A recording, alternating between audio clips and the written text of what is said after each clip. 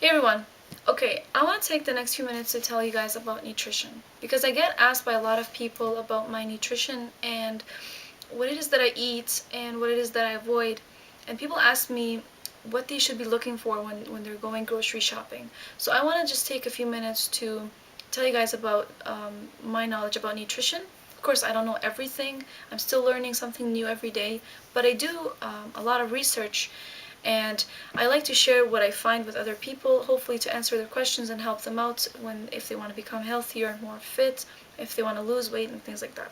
So um, bear with me if this is a long video. I'll try not to make it too long, but I just want to make sure that I cover everything.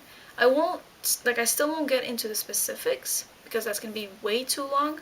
I'll try to keep this as general as possible, and if you have any questions about the specifics of the topics that I'm going to be covering, then just let me know and I'll be happy to answer you in person or make another video to talk in more specific about a particular topic.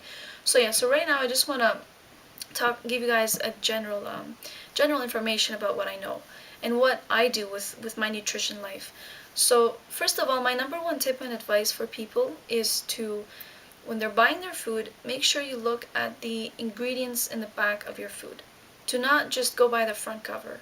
So a lot of our foods will say sugar-free or fat-free or 0 calories or low in fat, and we are so tempted by this.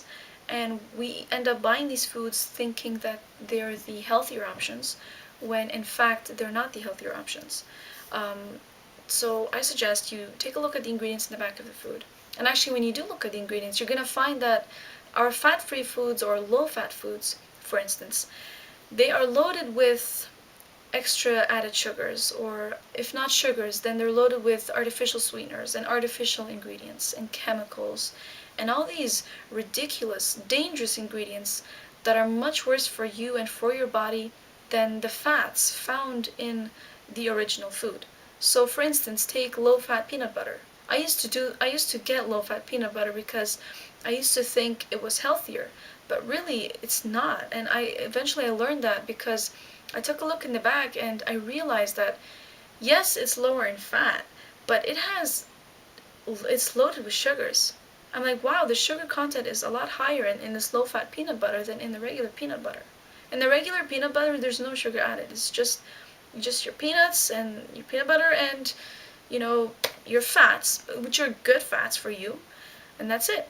But if you take a look at the low-fat version, there's added sugars plus other ingredients in there that they're not necessary. So low-fat peanut butter is not the healthier option, contrary to what many people think. Low-fat yogurt is not the healthier option. Fat-free yogurt is not the healthier option. Again, these things are either substituted with sugars or artificial sweeteners, which are both terrible for your body. Sugars actually are what essentially and eventually lead to weight gain. Sugars are the culprit to weight gain. So you want to make sure you avoid all these processed sugars and refined sugars as much as you can, and go for your natural foods. Go for 2% yogurt, plain yogurt, for instance. The yogurt that I use 2% plain Greek yogurt, because I find that's healthy. It has a lot of protein. Greek yogurt has a very high amount of protein, so it's very good for you. Um, and again, I go plain. If I want to add flavors, I'm gonna do it the healthy way by actually adding in the fruit, the actual fruit. I'm gonna slice it up and put it on my yogurt. But I'm not gonna get already flavored yogurt because I don't need the sugars. My body doesn't need the sugars, and it certainly wouldn't be good if I want to maintain my shape and if I want to lose some weight or anything like that. So I always tell people to just take a look at the ingredients, and if there is an ingredient or two that you don't know about, you've never even heard of it in your life, then just take a few minutes, go online and look up the ingredients. That's what I do. When I'm not sure of the ingredients, what I do is I just go on Google, because Google has all the answers, and I just look it up. And if it sounds wrong and completely scarring, then I'm gonna avoid the food altogether.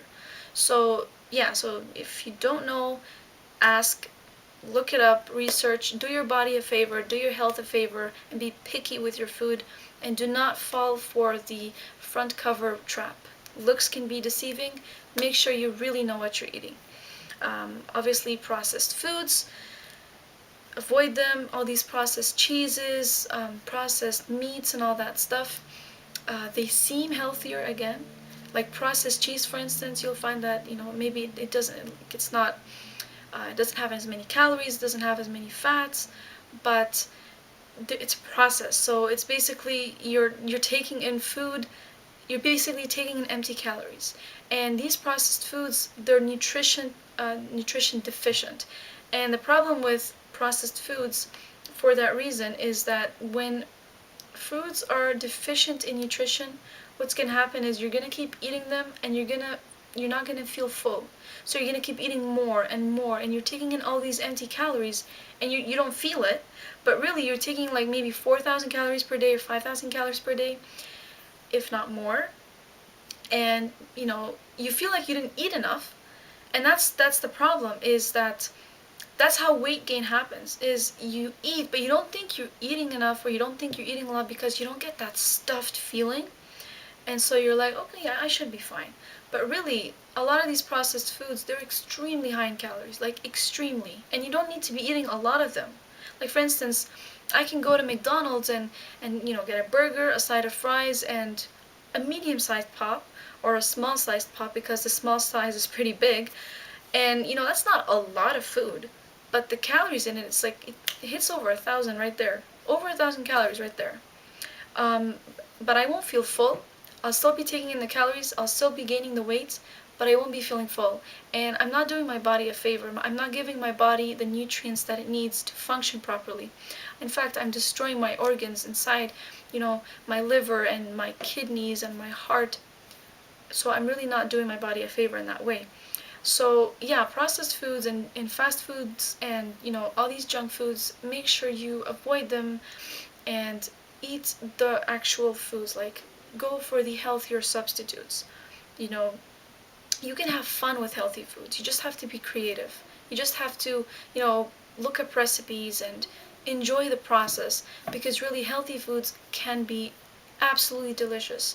You know, if you like steak, for instance, you can get, lean cut steaks, and you can season it with, whatever you like, and you can still have a delicious steak, and it's still, it may not be as tender as a, more fattening cut, but it's still delicious, and you're getting in the nutrients that you need. You're doing your body a favor, and you're still having fun with your food. So it's really about mentality. It's about having the mindset that being healthy can be fun. Being healthy is the way we should be living.